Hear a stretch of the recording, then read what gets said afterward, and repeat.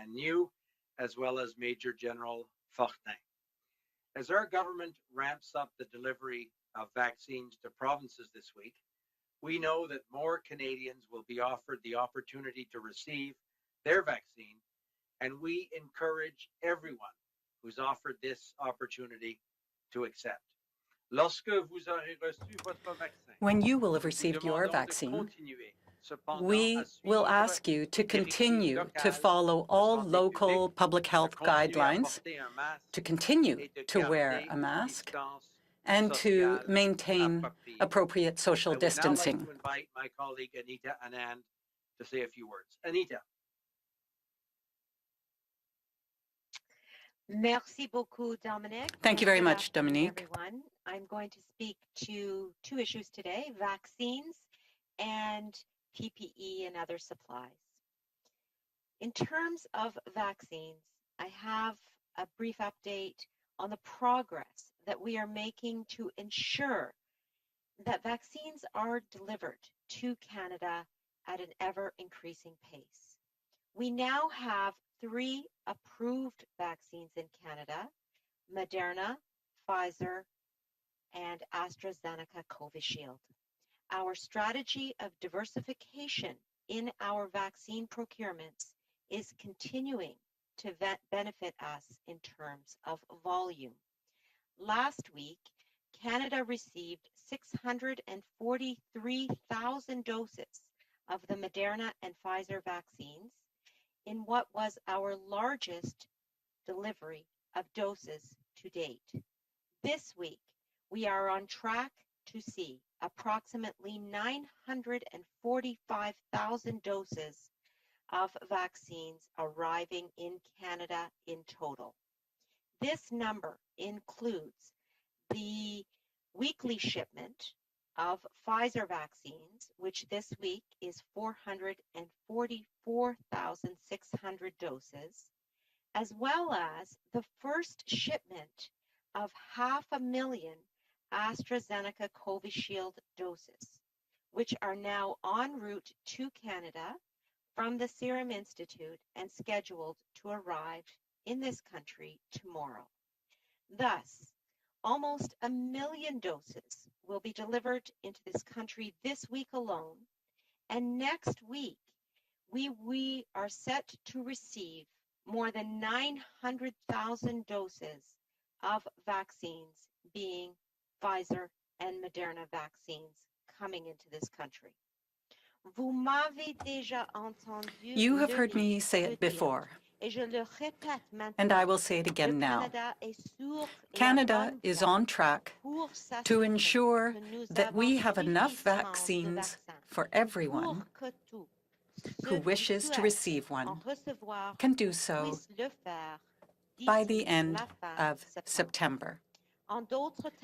Put another way, enough for everyone by the end of the summer. You've heard me say it before, and I will say it again now. Canada is seeing millions of vaccines coming into this country, and we remain on track to ensure that we have enough vaccines for everyone who wishes to receive one before the end of September. It has been almost a year since our lives were immeasurably altered, and we have faced many hurdles since that time. I will now provide a brief update on our procurements, including PPE and other supplies. At a time of intense global competition for N95 respirators, we have received more than 112 million of these masks so far, and we have in place 2 long-term contracts with domestic manufacturers. For example, Medicom has produced 6 million plus N95 masks to date. We have received more than 20 million liters of hand sanitizer, more than half of which was made in this country. 40.5 million rapid tests have been procured, with more than 22 million of these tests delivered directly to the provinces and territories. Nearly 190 cold and ultra-cold freezers have been delivered as well. 7 million low dead volume syringes have already been received, and millions more are en route. These are the procurements that we have made, in addition to many others, for the interests of Canadians' health and safety. And we will continue to make these procurements while we battle this pandemic. To conclude, Canada is prepared and Canada remains on track. During this time of unprecedented global competition for vaccines, we are continuously working to accelerate deliveries. We saw early deliveries in December, additional doses in this quarter, millions of additional doses added to second and third quarter deliveries. During this time of unprecedented global competition for vaccines, we will continue to work to accelerate deliveries. We saw early deliveries in December, additional doses in this quarter, and millions of additional doses added to the second and third quarters. While there remains a good deal of work to do, we have a long-term plan in place. We remain focused on it, and we will continue to pursue it in the interests of all Canadians. Thank you. Merci. Miigwech. Anita, thank you very much. I'll now turn to Doctors Tam and then Dr. New. Thank you. And bonjour à toutes et à tous. Good afternoon, everyone. Today, there have been 870,033 cases of COVID-19 in Canada, including 22,017 deaths.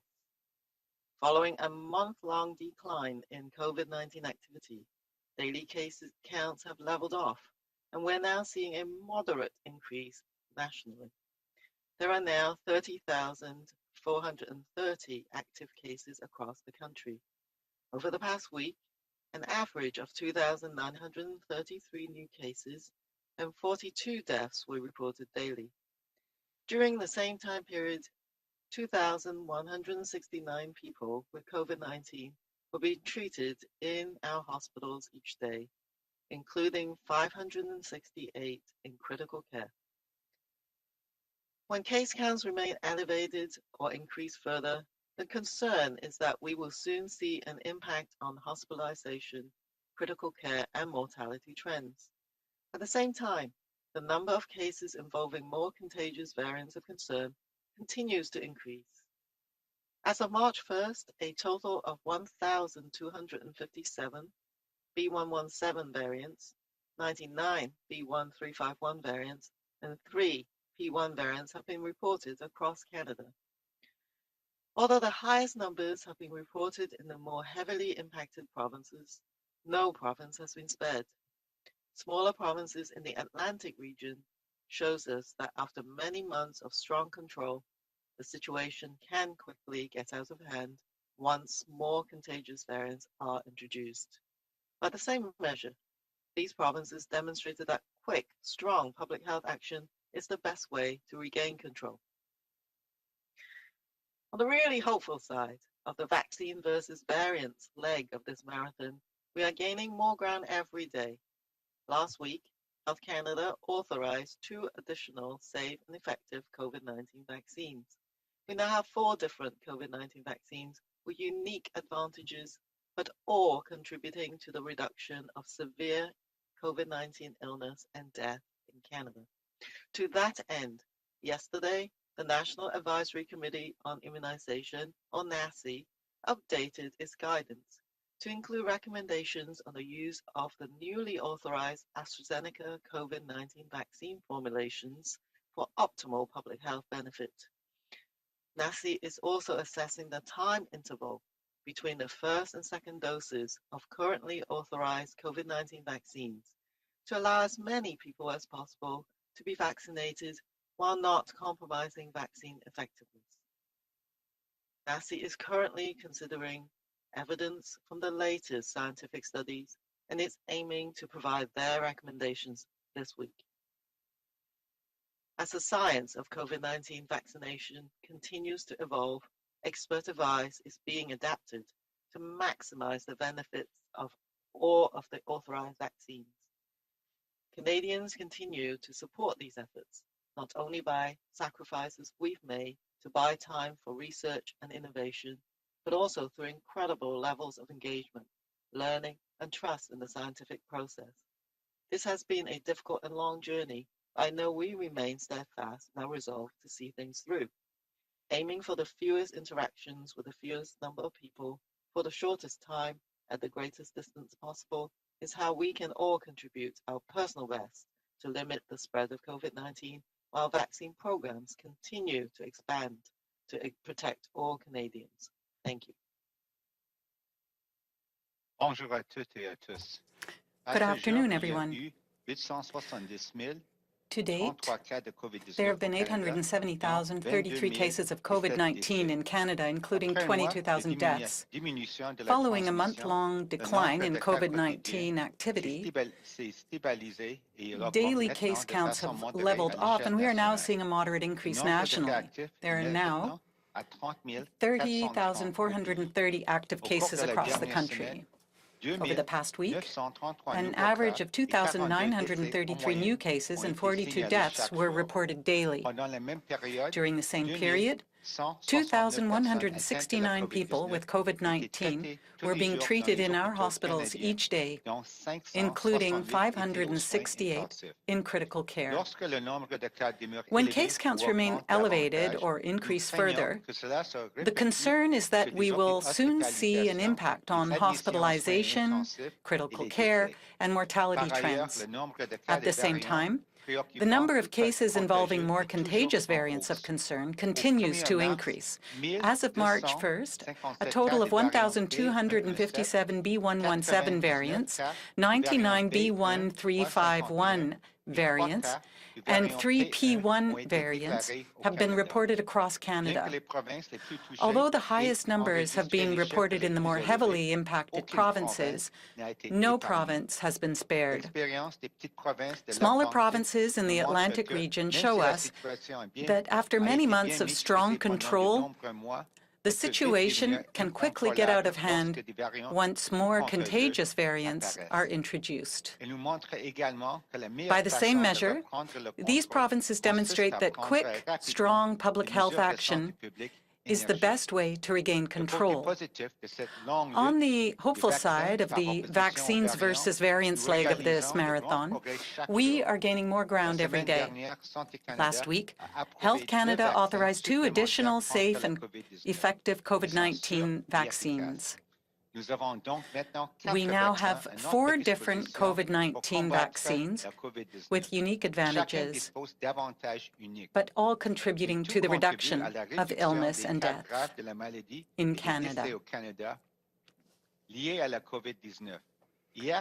To that end, yesterday, the National Advisory Committee on Immunization, NACI, updated its guidance to include recommendations on the use of the newly authorized AstraZeneca COVID-19 vaccine formulations for optimal public health benefit.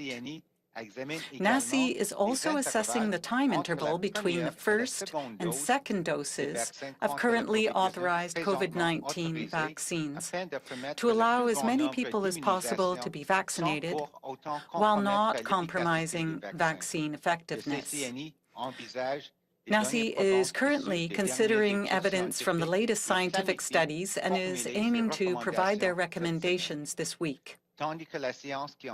As the science of COVID-19 vaccination continues to evolve, expert advice is being adapted to maximize the benefits of authorized vaccines.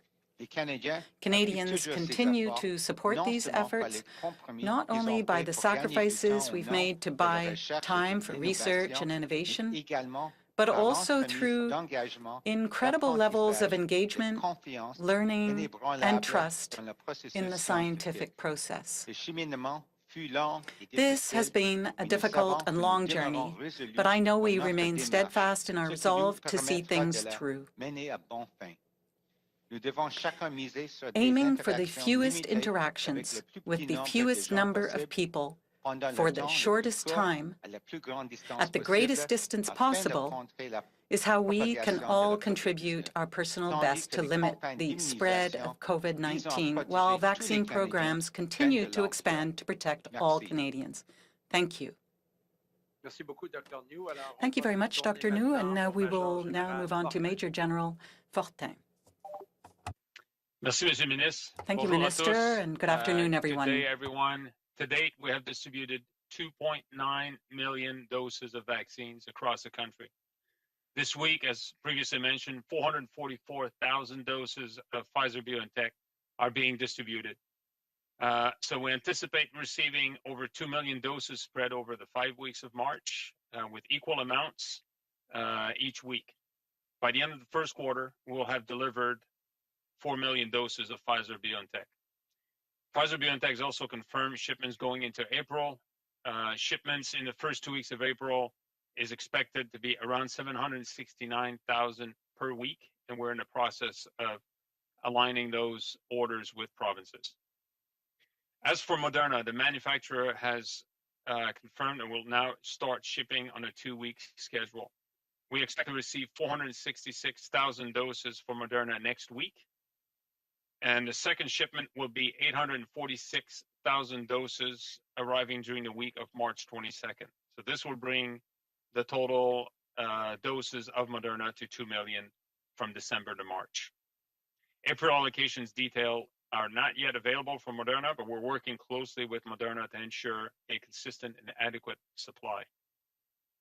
Last week, Government of Canada announced that the Oxford AstraZeneca vaccine has been authorized by Health Canada, as well as Serum Institute vaccine.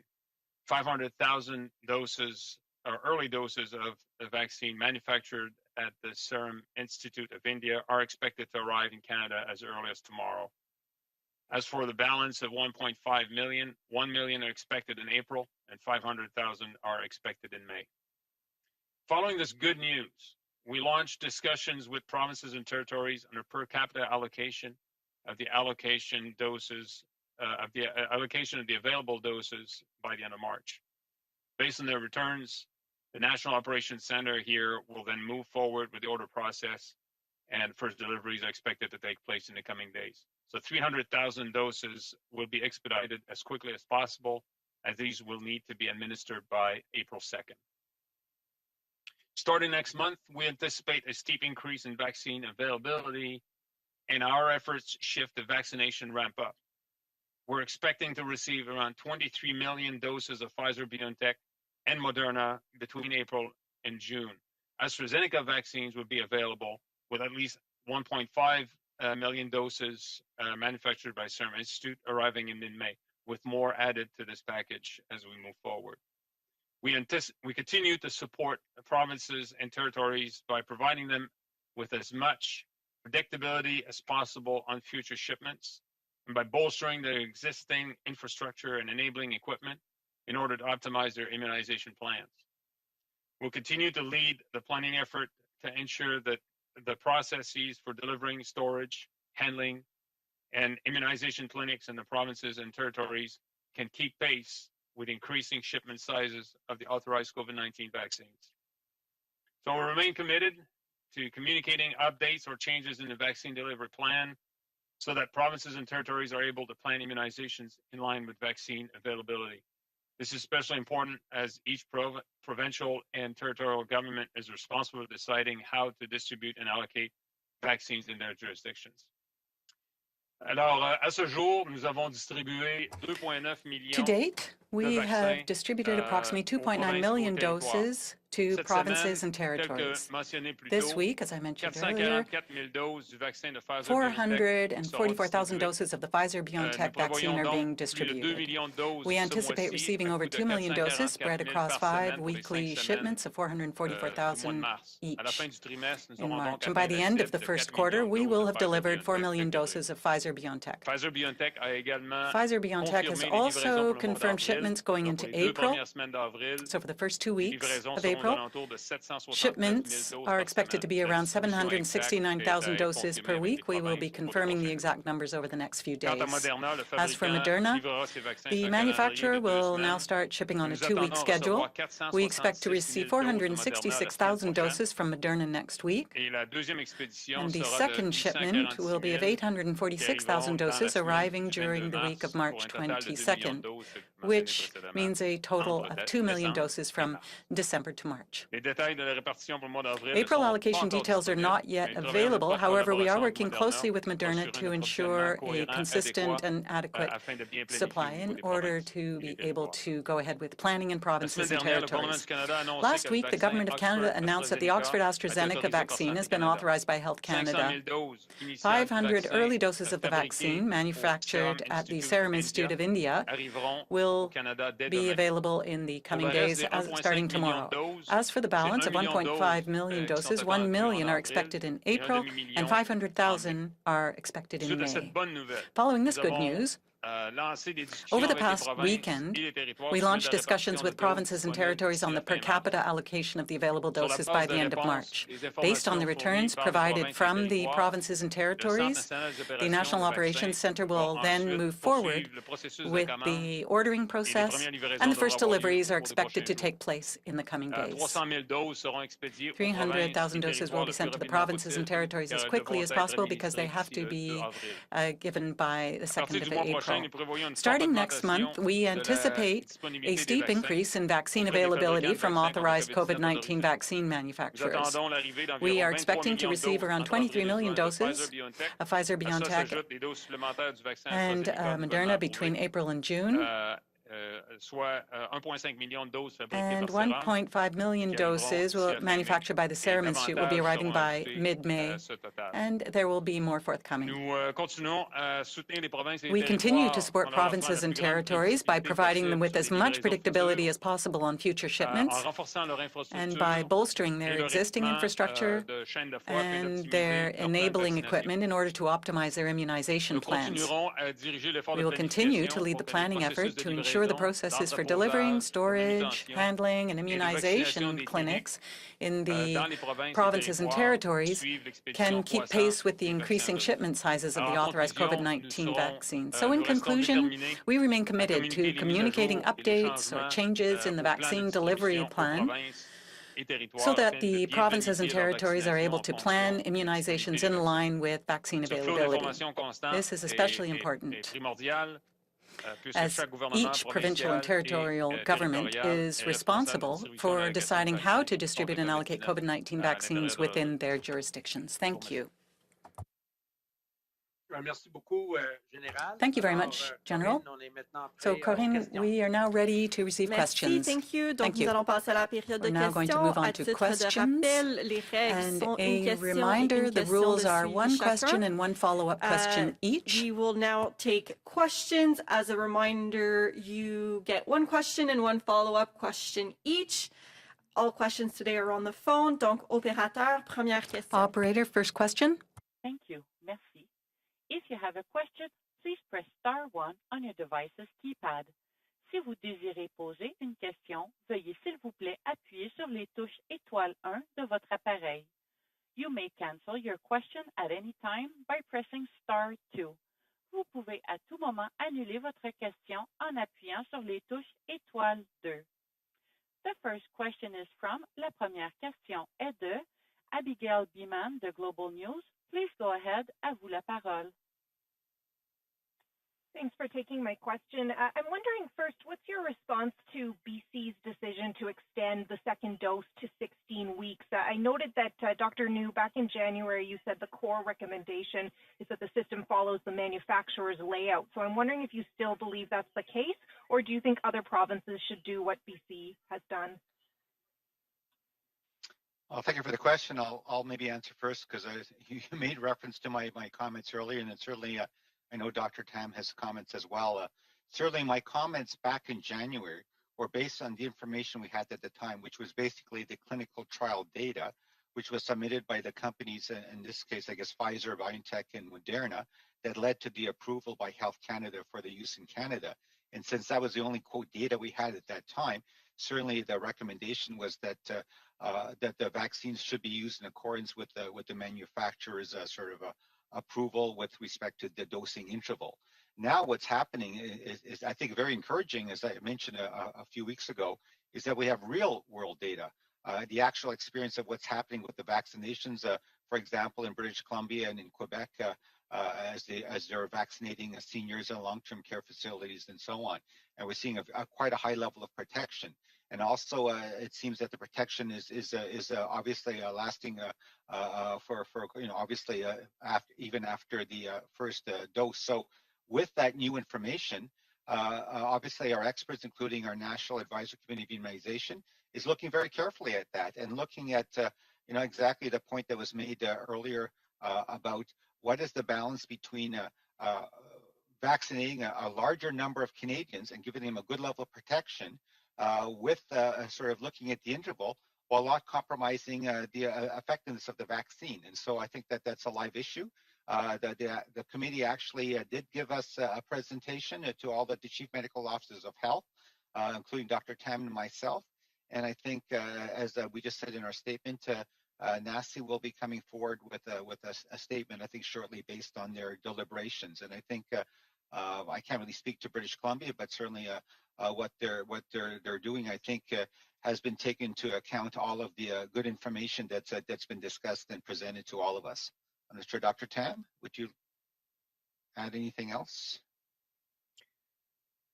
Just to reinforce that, I just want to thank the National Advisory Committee on Immunization. They did give all the chief medical officers of health a good briefing on their findings and looking towards their publication this week, which should be very soon. And I think, as Dr. New has said, Health Canada authorizes vaccines based on the fact that they are effective, efficacious basically in clinical trials, and with additional data, they're safe and they're of high quality. What the National Advisory Committee on Immunization is doing in support of the provincial and territorial decisions on their vaccine rollout is to take into account not just the real data on some incredible data actually on just how effective these vaccines are in real life, even after one dose, that have endured a significant number of weeks. So over 2 months of data and beyond, showing that sustained level of effectiveness, but also taking into account the very fortunate situation we have in Canada, where now we have several different vaccines, and we can make decisions on how best to utilize all of them in concert. So that is a little bit different to how the regulator essentially approves each of the individual vaccines. When you have more than one of them, you're going to then give your best advice as to how you best utilize them based on the information. And lastly is that there will be a continuous monitoring of the vaccine effectiveness as we go along, not just globally, but British Columbia and Quebec, for instance, who have already stretched the interval of administration between these two doses, giving us the domestic real-life data from long-term care, from healthcare workers.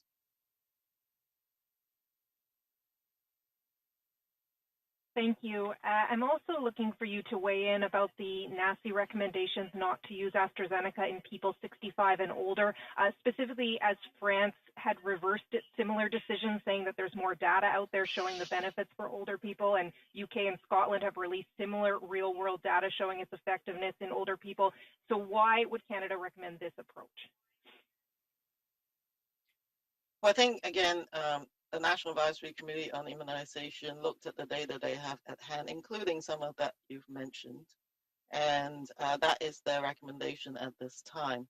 Also recognizing of the fact that we actually have more than one vaccine, as I've just said, and I've already started immunizing, providing vaccines to some of the NACI recommended higher risk groups. So that is also taken into account as well. But fundamentally, is that they will update, and I think just watch this space, as they see more and more of that real world data accumulating, that will be adjusted as well. So this is both a challenge, but also really exciting because I think the real world data helping us adjust our vaccine program is a really positive move. But I think don't read their recommendations as sort of static. They will update as needed, but this is what they recommended at this point in time.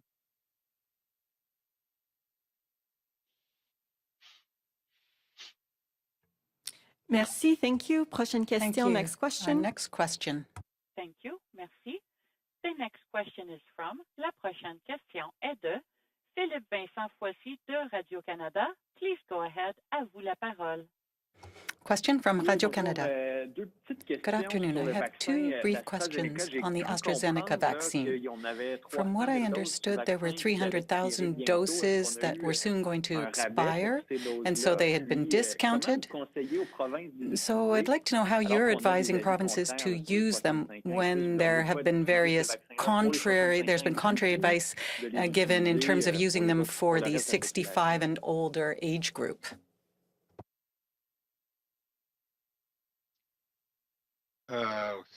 Answer. I don't know who wants to answer this question in terms of the quantity and the discount, but I can speak to the use of the AstraZeneca vaccines from the Serum Institute. We've all seen the recommendations from the National Advisory Committee, and as Dr. Tam noted earlier, the age group recommendations is based on the evidence analyzed to date by the committee. Now, obviously, provinces and territories will have to consider their own context, their own at-risk population, and they can always decide on the best way to use their vaccines for their populations.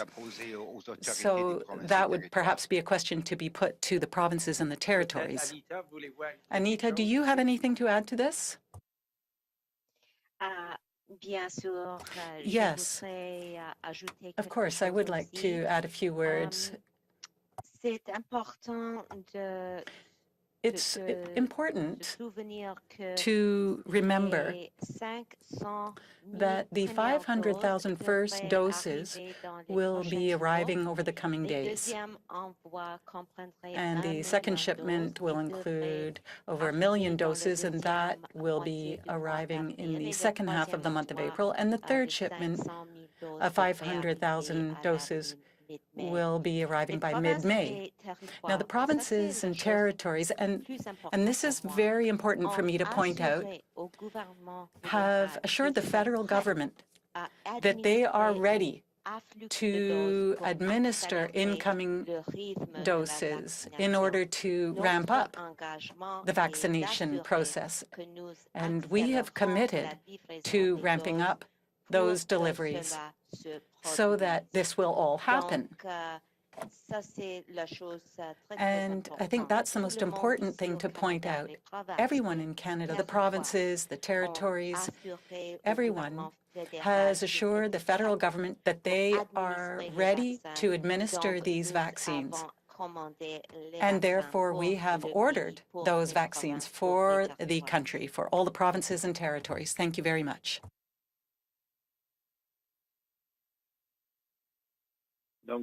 Follow-up question. And so,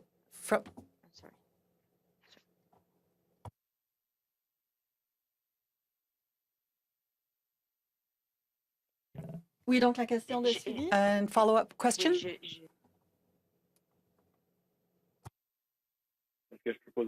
Can I put my question now? Oui, vas-y. Yes, go ahead.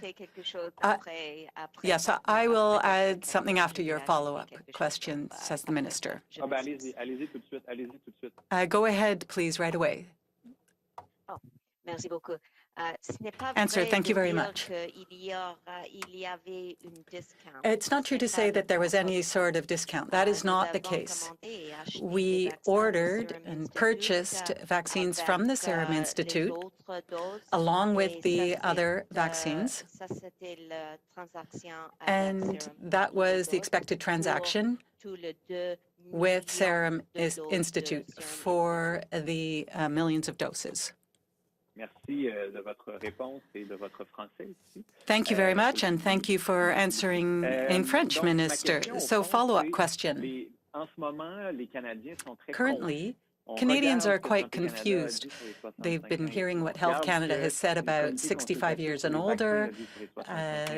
They have heard about other information coming in about these vaccines. Provinces will be determining this on a case-by-case basis, but there is fear because of the confusion, especially amongst the 65 and older. It's seniors who are being vaccinated right now. So what can you tell Canadians to reassure them so that they feel safe with these vaccines, especially those who are 65 and older? So there's a considerable amount of confusion, and it might be a good time to actually clear up that confusion. Answer? I'll start with an answer and then ask Dr. New to continue with the scientific answer. As a national government, we said that we would be purchasing different kinds of vaccines. We've been saying that over the preceding months. Now, 3 to date have been approved by Health Canada, and they've been vetted as being safe and effective. And we expect all scientific discussions to take place, all appropriate discussions. If Health Canada approves more vaccines, it provides more tools to the provinces and territories, and they do this based on their scientific advice. It provides everyone with more choices and opportunities to immunize their citizens. And we will continue as a national government to purchase the greatest number of vaccines that we can, and obviously await approval from Health Canada. And we will be sending those to the provinces and territories. We have known for several months what we need to do, and if there are other approvals forthcoming, for example, from Johnson & Johnson over the next few weeks, then, of course, there will be even more tools available to provinces and territories. They will be able to use these tools to immunize their populations as quickly as possible. So all this has been thought about over the months. And in terms of the specific scientific question you had in terms of those who are 65 and older, perhaps Dr. New can add to this answer. Thank you, Minister LeBlanc. What I can tell you is this. All vaccines that have been approved in Canada are safe and effective. And all the vaccines have shown to date that they are effective in reducing the serious illness and deaths connected to this disease. There's no confusion about that. Now, in terms of the National Advisory Committee, they will look at available and have been looking at available real-world data to date. And they base their decisions on that. So there isn't necessarily enough data to date to be able to provide recommendations in terms of the 65-year group and older. It doesn't mean that the vaccine is not effective for all ages. It simply means that there has to be sufficient data. As Minister LeBlanc said, we have a range of tools at our disposal in terms of the vaccines in Canada. And obviously, provinces and territories are going to avail themselves of that entire range of tools and vaccines to immunize Canadians. This has already begun with 2 vaccines, and with the AstraZeneca approval for the vaccines from India, then we'll be able to add this to the toolkit. But I don't see any problem or any confusion surrounding this. All vaccines are safe and effective. Merci. Thank you. Next question. Prochaine question. Thank you. Merci. The next question is from La prochaine question est de Ryan Tumulty de National Post. Please go ahead. À vous la parole. Yeah, I wanted to ask about the 20 million doses of AstraZeneca that will be coming from the U.S. Beyond the Serum Institute's doses. You know, we've heard a lot of talk from the Biden administration that they won't be allowing vaccines to leave the U.S., that they won't be ready to share until the American population is vaccinated. I'm wondering what assurances you have that those vaccines are going to be delivered to Canada, and if you have any sort of indication of the schedule for those deliveries.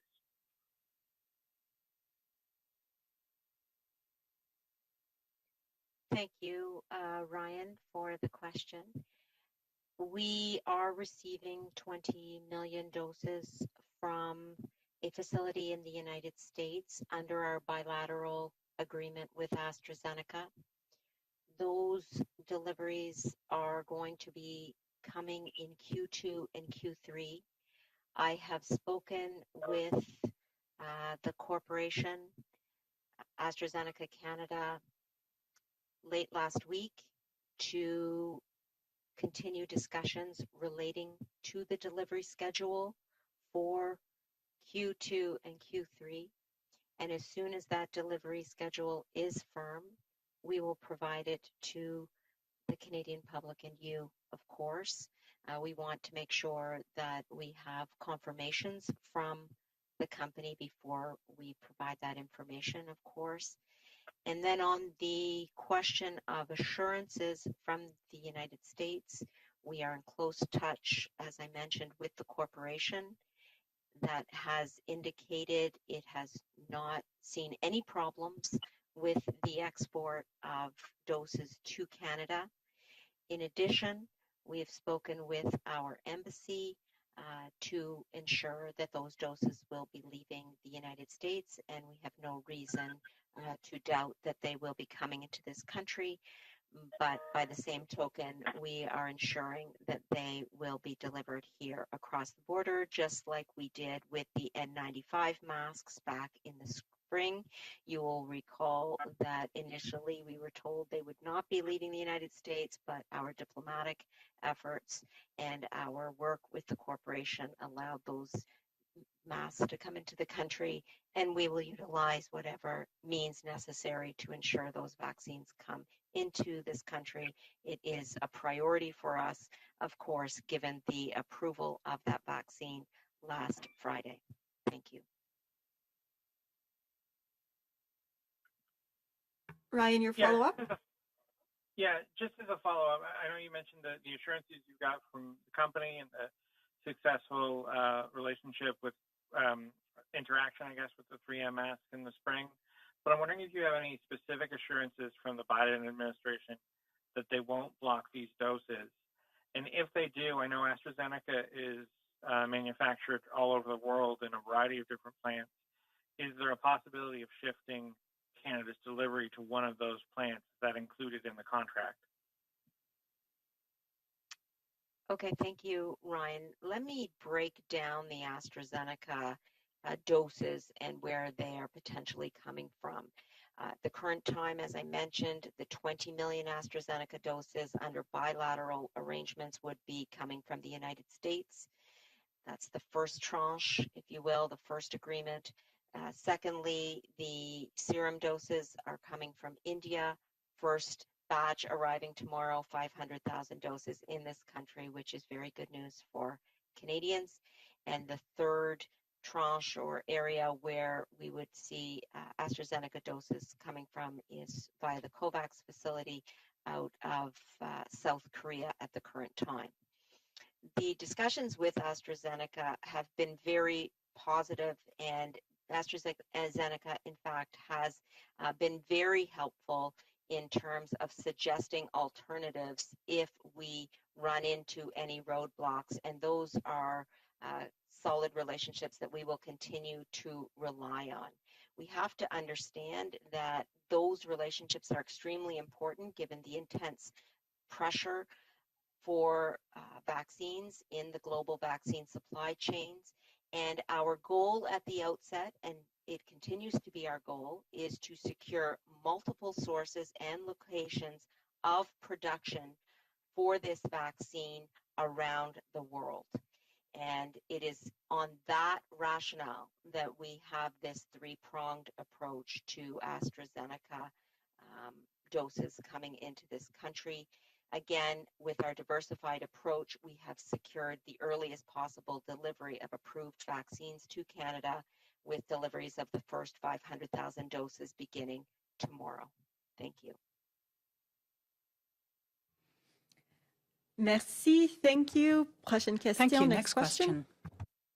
Thank you. Merci. The next question is from, la prochaine question est de Marie-Kay Walsh de Globe and Mail. Please go ahead. À vous la parole. Hi, thanks for taking my questions. As a follow, I think, to Ryan's questions, are you able to explain why it is that Canada only negotiated the deliveries of AstraZeneca vaccines in its contract after March? Why didn't it secure earlier?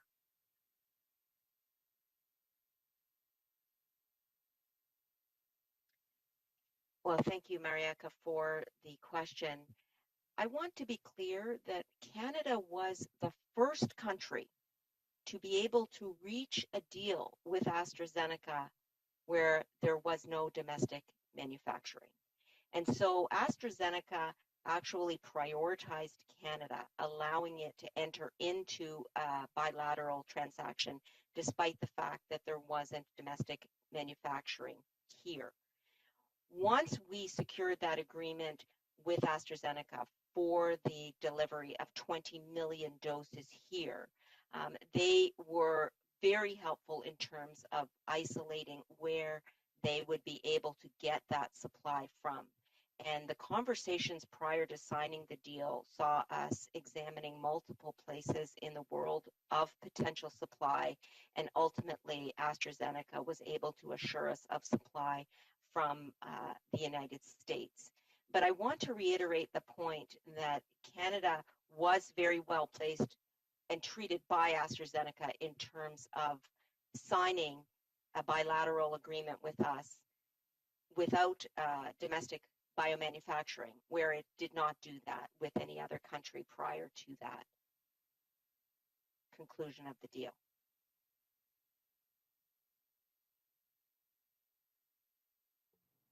Okay. I'm not sure that really explains why we were only able to negotiate delivery in April, but I just wanted to go back to what you were saying in French about the Serum Institute. Can you explain in English why we're getting shots that are expiring so soon, and what impact that had on price? Do we still pay full price, or are we getting this at a discount?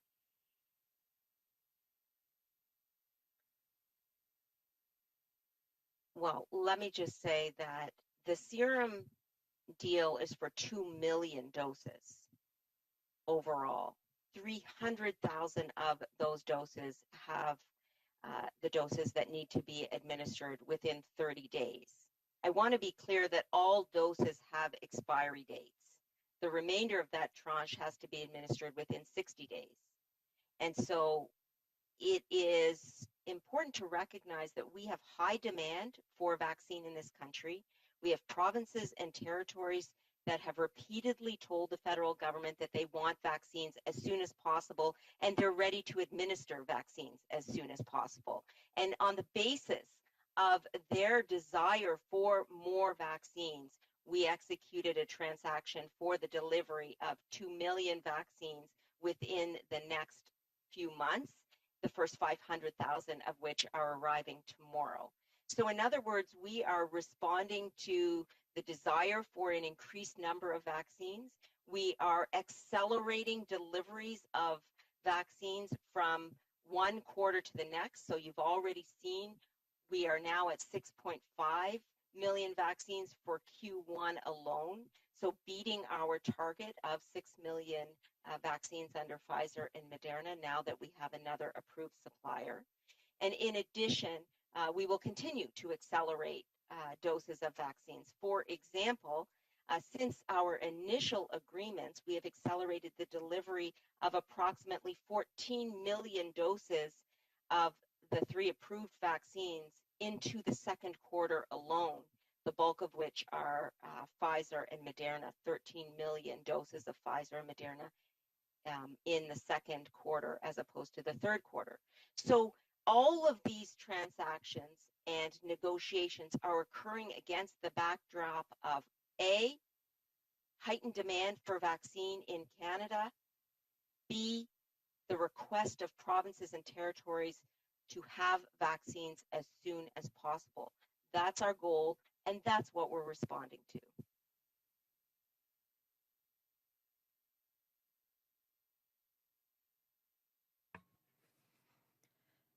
Merci. Thank you. We will take a final question. Nous allons prendre une dernière question. Opérateur, c'est à vous. Thank you. Merci. The last question is from, la dernière question est de Catherine Lévesque de la Presse canadienne. Please go ahead. À vous la parole. Question from Presse Canadienne. Good afternoon. I'd like to follow up on this and ask a question to Major General Fortin. Could he please clearly explain why the AstraZeneca doses will have to be used by April, and can you please explain when they're expiring? And will that be the case for all AstraZeneca shipments from the Serum Institute?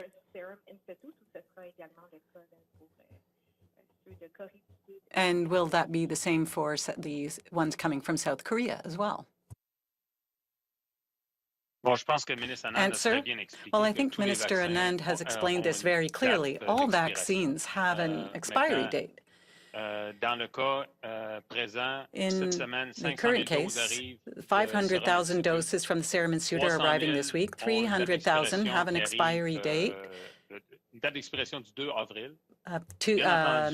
April 20th, 2nd rather. And obviously, the province and territories will have to quickly administer their vaccines when they arrive. Now, we don't want vaccines to be sitting for too long in freezers and fridges everywhere. We want these vaccines to be administered as quickly as possible and as effectively as possible. This is an effective vaccine. Obviously, it has to be used within a certain time frame, and that's a good thing because we want Canadians to be vaccinated. In terms of the other AstraZeneca vaccines, and specifically from those from the Serum Institute, they all have expiry dates. They come later, and we do not anticipate any problems in their administration. Perhaps I could also add a point to this.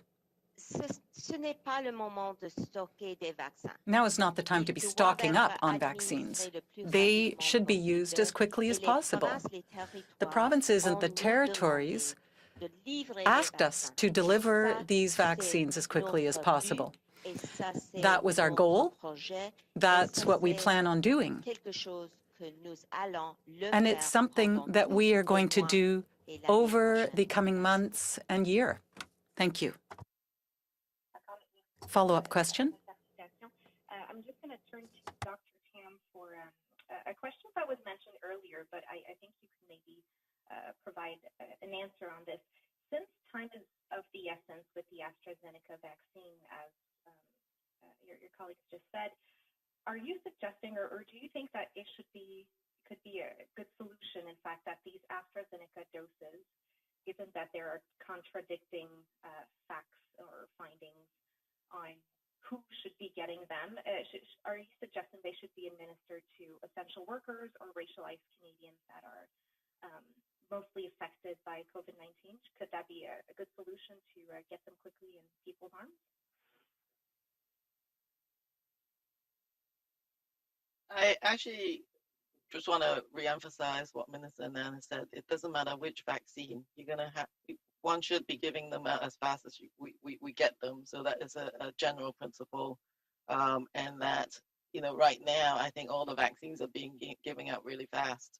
So this is absolutely a area that all the provinces are discussing. We are discussing this at the Special Advisory Committee. In the end, it's up to the provinces to roll it out. But with the National Advisory Committee on Immunization's recommendations, you've essentially seen that one of the key ways to roll this vaccine out fast is in that younger population as a key option. And some of these groups are potentially prioritized a little bit later on in terms of the staging. Now there's an opportunity potentially for this a group of people who wouldn't have got the vaccine till a couple of months later to have the opportunity to get it. So and if you looked at the NACI prioritizations, some of these groups do include the ones that you've listed, but it is up to the province and territories to implement how they're going to use the AstraZeneca vaccine.